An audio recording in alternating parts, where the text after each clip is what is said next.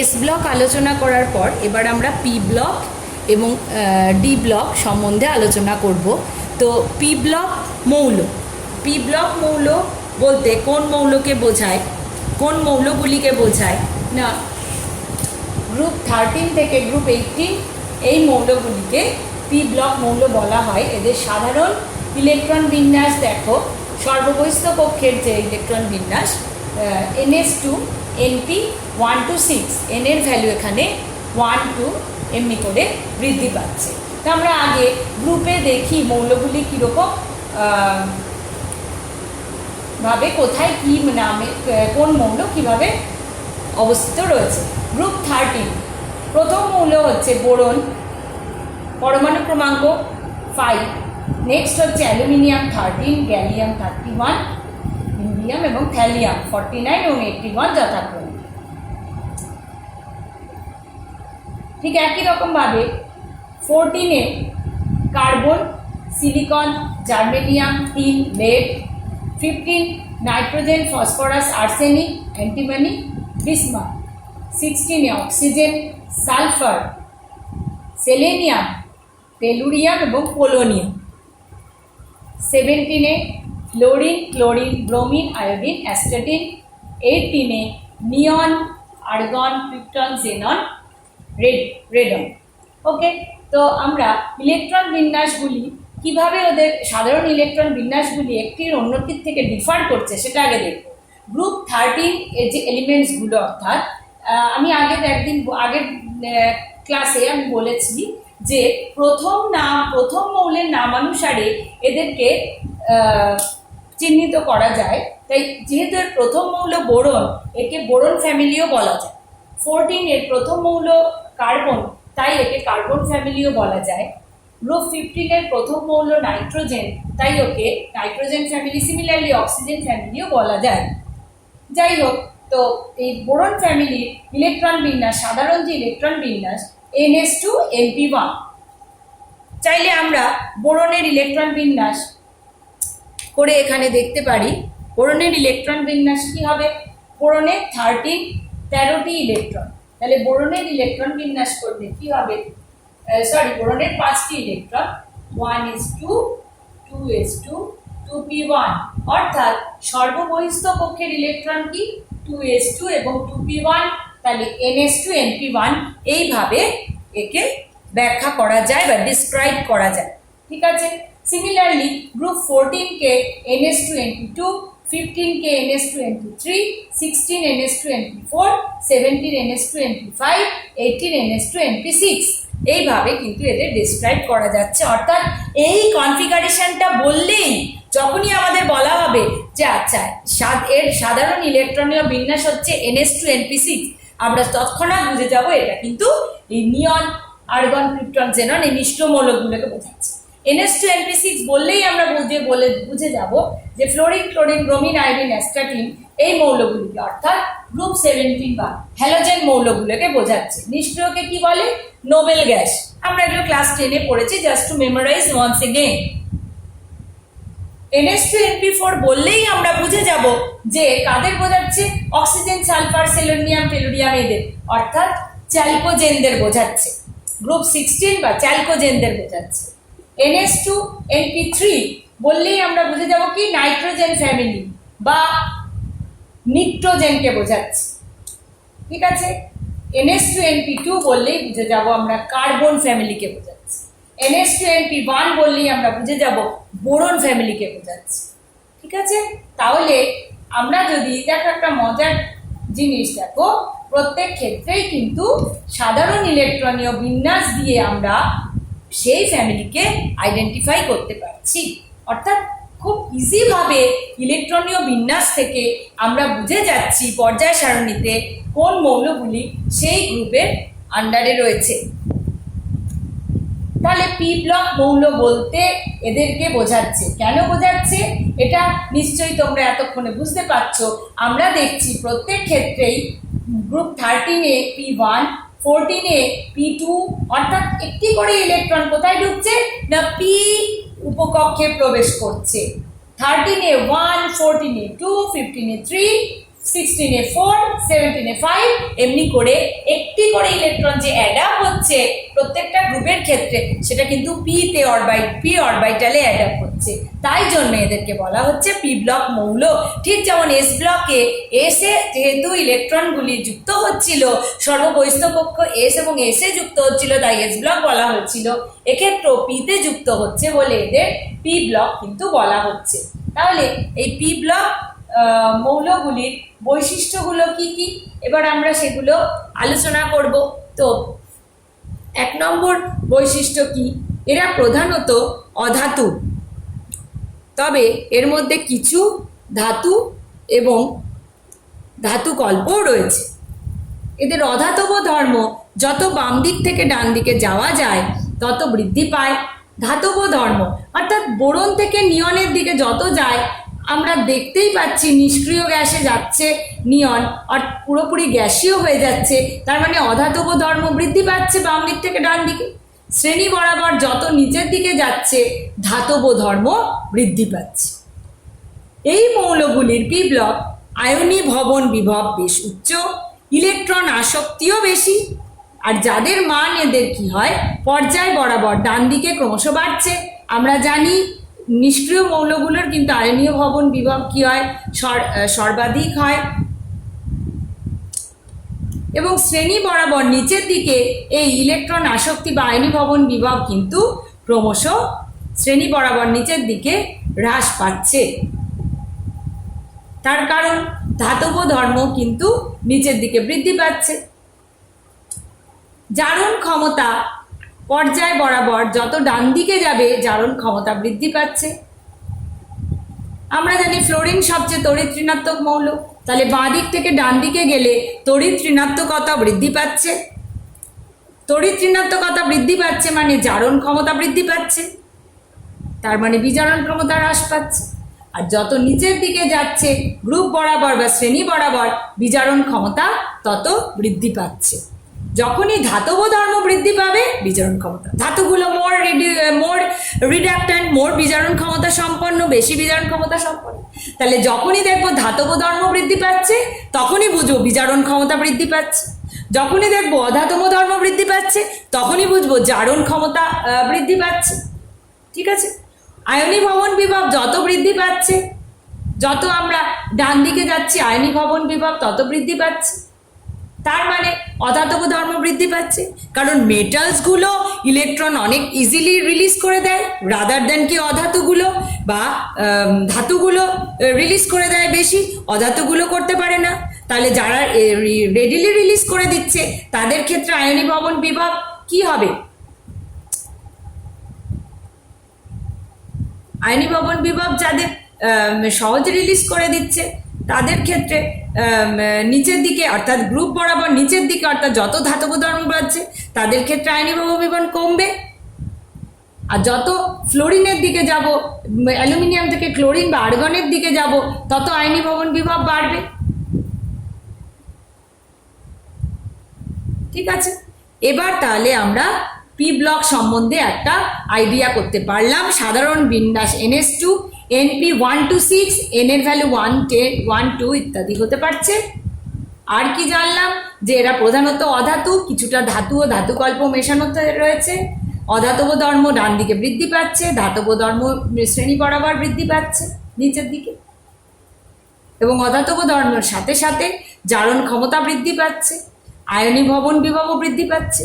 আর ধাতব ধর্মের সাথে সাথে আয়নী ভবন বিভব কমছে এবং বিজারণ ক্ষমতা বৃদ্ধি পাচ্ছে। নেক্সট আমরা যাব ডি ব্লক মৌলগুলির ক্ষেত্রে।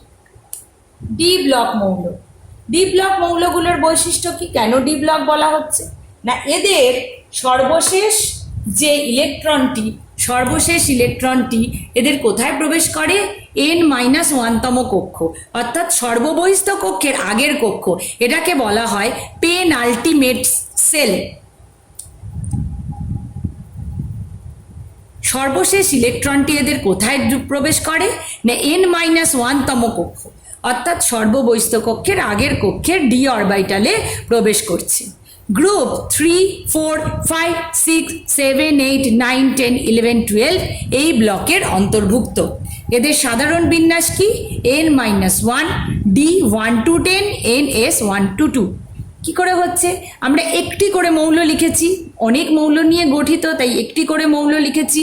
আমাদের মনে আছে নিশ্চয়ই, এটি পিরিয়ডিক টেবিলে বাঁ দিকে এস, ডান দিকে পি এবং মাঝখানে বিলং করছিল। এরা সন্ধি করছে এস ব্লক এবং পি ব্লকের মধ্যে, তাই এদের বলা হচ্ছে সন্ধিগত মৌল। এটা আমি আগেও বলেছি। তো যাই হোক, প্রথম একটি করে মৌল নিয়ে আমরা একটু দেখবো যে ওদের ইলেকট্রন বিন্যাসগুলো কীরকম। গ্রুপ 3 স্ক্যান্ডিয়াম 21 পরমাণু ক্রমাঙ্ক।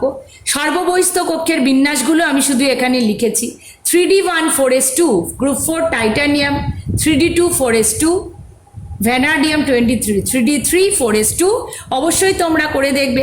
Chromium 24 3d5 4s1, 3d5 4s1 বিন্যাসটা করতে গেলে 3d6 3d4 4s2 হতো, যেহেতু 3d3 তোমরা বলবে 3d4 4s2 নয় কেন, কিন্তু এখন তো প্রশ্ন করা উচিত নয় বাবা, কারণ আমি এর আগে বুঝিয়েছি যে ডি অরবিটাল যখন অর্ধপূর্ণ কিংবা সম্পূর্ণ ভর্তি থাকছে তখন সে এক্সট্রা স্টেবিলিটি দিচ্ছে, তাই অবভিয়াসলি এখানে 3d4 এর থেকে 3d5 কিন্তু বেশি স্টেবিলিটি দেবে, তাই ক্রোমিয়ামের বিন্যাস কি হবে? 3d5 4s1। Okay, next manganese will come with 25 atomic number and it will be represented like 3d5 4s2. Okay, next iron 26 3d6 4s2, cobalt 3d7 4s2 accordingly 3d তে বাড়ছে। আবার গিয়ে কপারে গিয়ে it will not be 3d9 4s2 না, কারণ আমরা জানি 3d10 সেখানে এক্সট্রা স্টেবিলিটি দেবে, সো কপার কখনোই 3d9 4s2 হবে না, তার বদলে 3d10 4s1 হবে। জিঙ্ক 3d10 4s2,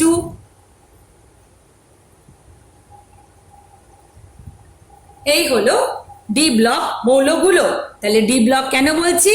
আমরা দেখতেই পাচ্ছি 3d1 3d2 3d3 3d5 অর্থাৎ ডি অরবিটালে কিন্তু ইলেকট্রনগুলো ইন্ট্রোডিউসড হচ্ছে। তাহলে এখন তো তোমাদের কাছে ক্লিয়ার যে উপকক্ষে ইলেকট্রনগুলো প্রবেশ করে করে ওদের বিন্যাস সজ্জিত হচ্ছে, সেই ক্লাস্টার অফ এলিমেন্টসকে আমরা ডি ব্লক বলবো, সেই ব্লক বলবো। ডি এ ইন্ট্রোডিউস হলে ডি ব্লক, এস এ হলে এস ব্লক, পি এ হলে পি ব্লক। এখন আমি একটা কোয়েশ্চেন লিখেছি, ইংলিশে লেখা আছে, বাংলাতেও বলে দেবো। Zinc is not considered as typical transitional element, why? এর সাথে বলতে পারি কপারকে বলা হচ্ছে, কিন্তু একে বলা হচ্ছে না। অর্থাৎ জিঙ্ককে সন্ধিগত মৌল কিন্তু বলা যায় না। জিঙ্কের সাথে সাথে সিডি এইচজি অর্থাৎ ক্যাডমিয়াম মার্কারি এদেরও বলা যায় না। তার কারণ হচ্ছে জিঙ্কের বিন্যাস তোমরা লক্ষ্য করো 3d10 4s2 অর্থাৎ ডি উপকক্ষটি কিন্তু সম্পূর্ণ ভর্তি। এবার বলবে যে আমরা তো সন্ধিগত মৌলের ডেফিনিশনে জানি যে কি যদি এটা স্থায়ী জারণ অবস্থায় বা স্থিতাবস্থায় সে আংশিকভাবে ডি উপকক্ষ দ্বারা পূর্ণ থাকে, তাহলে তাদের সন্ধিগত মৌল বলে। কি আবার বলছি, স্থির অবস্থায় স্থিতাবস্থায় কিংবা স্থায়ী কোনো জারণ অবস্থায় যদি ডি উপকক্ষটা ইনকমপ্লিটলি ফিল থাকে বা আংশিকভাবে পূর্ণ থাকে, অর্থাৎ 10 হবে না, আংশিকভাবে পূর্ণ থাকবে, তাহলে সে তার ক্ষেত্রে তাকে যোজ্যতায় সন্ধিগত মৌল বলছে। তো জিঙ্কের ক্ষেত্রে আমরা দেখছি যখন ও গ্রাউন্ড স্টেটে আছে, that is 3d10, that is completely fill অর্থাৎ আংশিকভাবে পূর্ণ নয়, তাই একে সন্ধিগত মৌল বলা যায় না।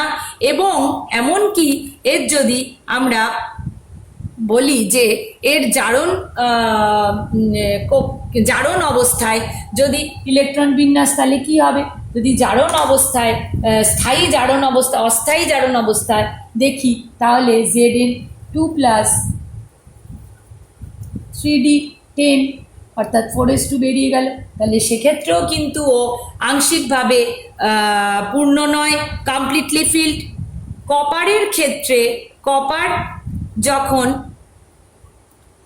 স্থায়ী অবস্থায় রয়েছে, গ্রাউন্ড স্টেটে রয়েছে 3d10, তখন কিন্তু তাকে সন্ধিগত মৌল বলা যাচ্ছে না। কেন? না কপারের ক্ষেত্রে ওর একটা স্থায়ী জারণ অবস্থায় যেমন Cu2+ যদি হয়, Cu2+-এ আমরা ওর ইলেকট্রন বিন্যাসে দেখতে পাবো 3d9। তাহলে 3d9-এ কিন্তু ডি আংশিকভাবে পূর্ণ। আবার বলে দিচ্ছি, Zn গ্রাউন্ড স্টেটে 3d10 কমপ্লিটলি ফিল্ড, তাই একে আমরা কিন্তু কখনোই কি বলতে পারবো না, সন্ধিগত মৌল বলতে পারবো না। চেষ্টা করে দেখি যে স্থায়ী জারণ অবস্থায় অর্থাৎ Zn2+ যখন করছি তখনও কিন্তু ওর 3d10ই হয়ে রয়েছে, অর্থাৎ 4s2 বেরিয়ে যাচ্ছে, তাহলে তখনও হচ্ছে না। কপারের ক্ষেত্রে 3d10 4s1 ইলেকট্রন যদি প্রথম গ্রাউন্ড স্টেটে ও সন্ধিগত নয় কিন্তু স্থায়ী জারণ অবস্থায় Cu2+, তাহলে Cu2+ হলে ওর দুটো ইলেকট্রন যখন বেরিয়ে যাচ্ছে তখন ও 3d9 হচ্ছে, অর্থাৎ তখন আংশিকভাবে পূর্ণ, তাই কপারকে কিন্তু আমরা সন্ধিগত মৌল বলতে পারি। ঠিক আছে, এবার আমরা ডি ব্লক মৌলগুলোর কি দেখব না ওদের বৈশিষ্ট্য আলোচনা করব। নাম্বার 1, এরা উচ্চ গলনাঙ্ক স্ফুটনাঙ্ক বিশিষ্ট। নাম্বার 2, এরা রঙিন আয়ন তৈরি করে আংশিক পূর্ণ ডি অরবিটাল। কেন না ওই ডি অরবিটালে আংশিক পূর্ণ হওয়ার জন্য ডি টু ডি একটা ট্রানজিশন হয়, অর্থাৎ ইলেকট্রনের ট্রানজিশন হয়। এটা তোমরা এখনই বুঝবে না, পরবর্তীকালে হায়ার ক্লাসে যখন যাবে তখন ভালো বুঝতে পারবে। শুধু এখন জেনে যাও আংশিক পূর্ণ ডি অরবিটাল থাকার জন্য রঙিন আয়ন সৃষ্টি হয়। যদি কেউ অনার্স নিয়ে পড়ো তখন তোমরা কিন্তু এটা খুব ভালোভাবে বুঝতে পারবে। একাধিক জারণ স্তর যোজ্যতা কেন দেখা যায় বলো তো? আমরা এই যে ওর এক্ষুনি দেখলাম যে ওর কিন্তু এই ডি ব্লকের কিন্তু একটা দুটো উপকক্ষ এতে এমনভাবে রয়েছে, অর্থাৎ ডি ইনকমপ্লিটলি ফিল্ড ডি এবং এস উপকক্ষ রয়েছে। তো এদের ক্ষেত্রে কোনো একটা নির্দিষ্ট মৌলের ক্ষেত্রে বিভিন্ন জারণ স্তরগুলোর খুব ক্রমিক পার্থক্য 1 একক হয়, অর্থাৎ এদের ক্ষেত্রে 3D এবং 3D 4s এই অরবিটালগুলো কি হয়, এরা কম্পারেবল এনার্জির হয়, একই রকম এনার্জি শক্তি সম্পন্ন, তাই জন্য এরা ইলেকট্রনগুলো খুব সহজেই একটি অরবিটাল থেকে অন্য অরবিটালে কিন্তু এক্সাইটেড হয়ে যেতে পারে। তো এবং এরা বন্ডিংয়ে অংশগ্রহণ করে। তো এই জন্য এরা ভেরিয়েবল ব্যালেন্সি বা বহু সংখ্যক জারণ স্তর প্রদর্শন করে। এদের পরাচুম্বকীয় ধর্ম দেখা যায়, যেমন যখন মিউ গ্রেটার দ্যান 0 হয়, আমরা যা একটু আগে এগুলো ডিসকাস করলাম। তো Fe3+ এর ক্ষেত্রে কি হচ্ছে, এন এর মান অর্থাৎ অযুগ্ম ইলেকট্রনের সংখ্যা 5টি এবং Fe2+ এর 4টি। তাহলে স্বাভাবিকভাবে যার অযুগ্ম ইলেকট্রনের সংখ্যা বেশি হচ্ছে তার ক্ষেত্রে কিন্তু প্যারাম্যাগনেটিক প্রপার্টি বা মিউ এর মান বেশি হচ্ছে। মিউ এর মান বেশি হওয়ার জন্য পরাচুম্বকীয় ধর্ম কিন্তু বেশি হচ্ছে। আবার স্ক্যান্ডিয়াম 3+, Zn2+, এদের কিন্তু কোনো অযুগ্ম ইলেকট্রনই নেই, তাই এরা কিন্তু সবার মিউ এর মান 0, তাই এরা তিরস্চুম্বকীয় ধর্ম বিশিষ্ট হয়। ডি ব্লক মৌলগুলি খুব ভালো অনুঘটক হিসেবে ক্রিয়াশীল হয়। এর মধ্যে প্লাটিনাম, গোল্ড, মার্কারি এরা বর ধাতু রূপে চিহ্নিত হয়। ডি ব্লকের মধ্যে যখন 3D উপকক্ষে ইলেকট্রন প্রবেশ করছে, এদের 3D শ্রেণীর সন্ধিগত মৌল বা প্রথম সন্ধিগত মৌল। 4D-তে যখন প্রবেশ করছে সর্বশেষ ইলেকট্রনটি 4D অরবিটালে, তখন তাদের 4D সিরিজ। 5D-তে প্রবেশ করলে 5D সিরিজ এবং 6D-তে 6D সিরিজ বলা হচ্ছে। তো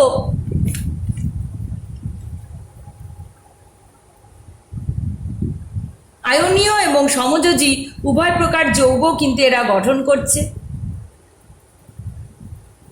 পরমাণু বা আয়নের ক্ষুদ্র আকার এবং নিউক্লিয় চার্জের আধিক্য এবং ইনকমপ্লিট ডি অরবিটাল থাকার জন্য এরা রঙিন জটিল যৌগ উৎপন্ন করছে এবং জারণ অবস্থার পরিবর্তনের সঙ্গে সঙ্গে এদের বর্ণেরও পরিবর্তন হচ্ছে। আমি একটু সাম আপ করে সবটাই বলছি। এবং এই ব্লকের মৌলগুলো কিন্তু সংকর ধাতু গঠন করছে। প্লাটিনাম, গোল্ড, মার্কারি এই ব্লকের মধ্যে রয়েছে।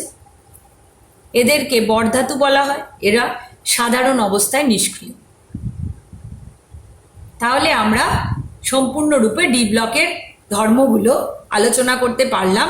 আর একবার বলা যাক, উচ্চ গলনাঙ্ক স্ফুটনাঙ্ক বিশিষ্ট, আকার ছোট, নিউক্লিয়ার চার্জের আধিক্য এবং ডি অরবিটাল ইনকমপ্লিটলি ফিল বা আংশিক পূর্ণ হওয়ার জন্য রঙিন আয়ন সম্পন্ন যৌগ গঠন করে এবং জারণ অবস্থার পরিবর্তন দেখা যায়। এর ক্ষেত্রে জারণ সংখ্যা একাধিক দেখা যায়, যোজ্যতা একাধিক দেখা যায়, কারণ এস এবং ডি উভয় অরবিটালি বন্ডিংয়ে অংশগ্রহণ করে, তাই জন্য জারণ স্তর এবং যোজ্যতা একাধিক। পরাচুম্বকীয় ধর্ম দেখা যায়, তিরস্চুম্বকীয় ধর্ম দেখা যায়। আয়রনের ক্ষেত্রে যেমন পরাচুম্বকীয় ধর্ম স্ক্যান্ডিনিয়াম 3+, Zn2+, এদের ক্ষেত্রে এন এর মান 0 হওয়ার জন্য এরা তিরস্চুম্বকীয় বা ডায়াম্যাগনেটিক। অযুগ্ম ইলেকট্রন সংখ্যা বেশি হলে মিউয়ের মান বেশি, অধিকতর পরাচুম্বকীয় ধর্ম। এরা ভালো অনুঘটক। প্লাটিনাম, গোল্ড, মার্কারি এরা বরধাতু, সাধারণ অবস্থায় এরা নিষ্ক্রিয়। এই হলো পি ব্লক এবং ডি ব্লক মৌল সম্বন্ধে আমরা আলোচনা করলাম।